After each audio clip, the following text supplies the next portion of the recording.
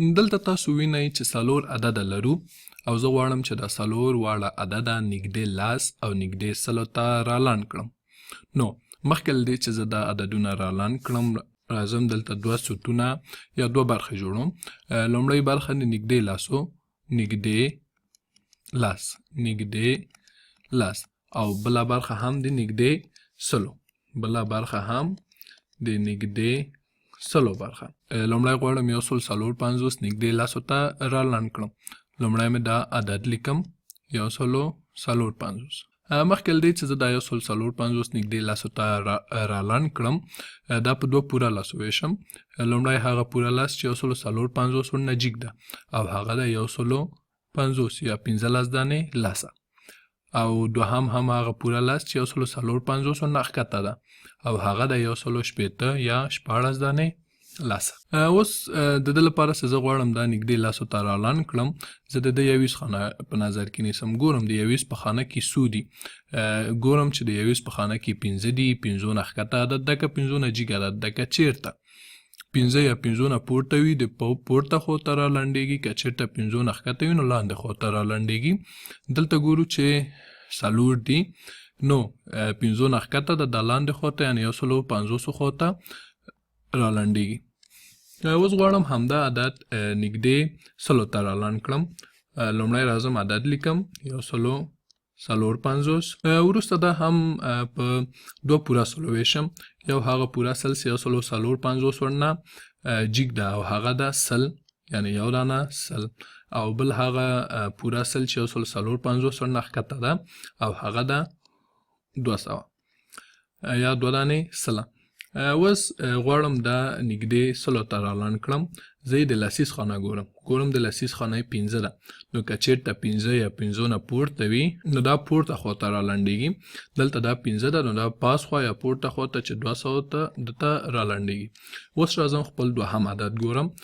زما دوهم عدد ده 4640.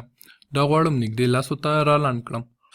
لومړی راځم دا په 2 پوره لاسو ویشم. یو هغه پوره لاس چې دا عدد ورنه جګ ده او هغه ده 4670 او یو هغه پوره لاس چې دا عدد ورنه ښکته ده او هغه ده 4680.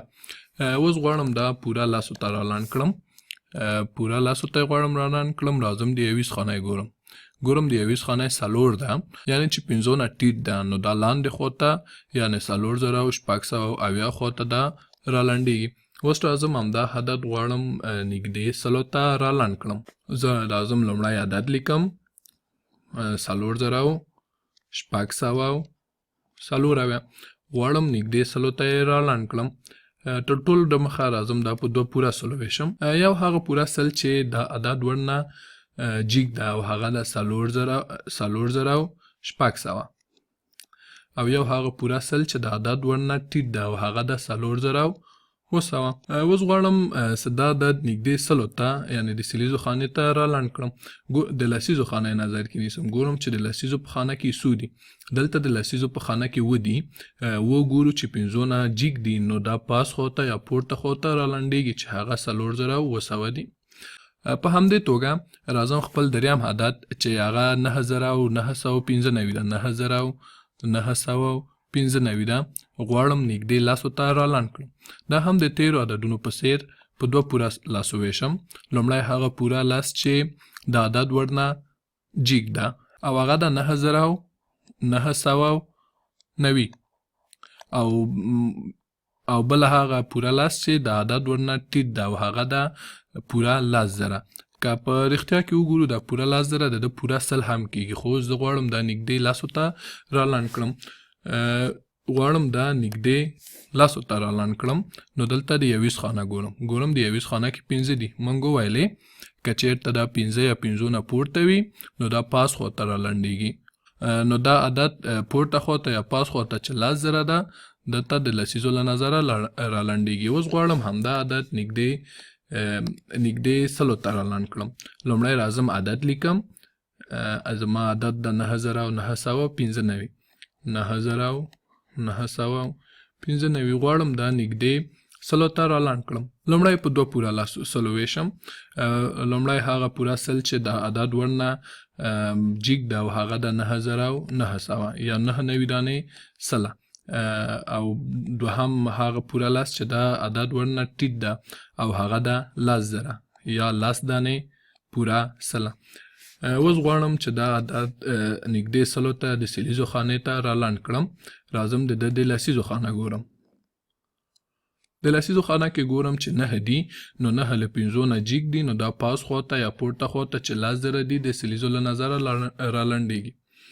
اوس په پای کې خپل اخرنی عدد چې 8,346 دا غواړم نږدې لسو ته را لاند کړم. لومړی په 2 پوره لاسو ویشم چې لومړی پوره لاس هغه پوره لاس چې د عدد ور نه جګ ده هغه د 8,340 او بل هغه پوره لاس چې د عدد ور نه ټیټ ده او هغه د 8,350. اوس غواړم دا عدد نږدې لاسو ته را لاند کړم. دلته د یویزو خانه ګورم چې شپږ ده، نو شپږ 5 نه پورته ده، پاس خواته 8,350 ته را لنډېږي. اوس راځم همدا عدد نږدې سلو ته را لنډوم. 8,346 غواړم نږدې سلو ته را لاند کړم. لومړی په 2 پوره څلوېښتم هغه پوره سل چې د عدد ور نه جګ ده او هغه د 8,300 او بل هغه پوره سل چې د عدد ور نه ټیټ ده او هغه د 8,400. اوس غواړم چې دا پوره سلو ته را لاند کړم. ګورم د لسیزو خانه کې 4 دي، یعنې 5 نه د عدد ټیټ ده، نو دا لاندې خواته یا 8,300 خواته را لنډېږي.